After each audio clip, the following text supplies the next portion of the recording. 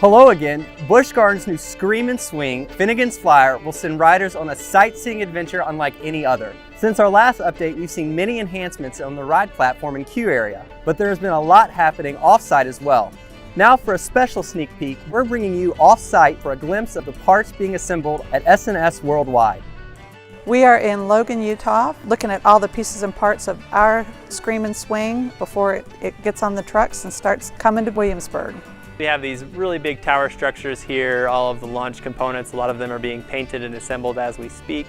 And we have the carts and seats coming through their early phases of manufacturing. A ride like this, to a degree, is actually harder to make than, say, a roller coaster. The reason being, with a roller coaster, we can ship parts out as we have them finished. Whereas with this ride, we have to get the entire ride out on site almost at the exact same time, because once the thing starts going up, it goes up very quickly.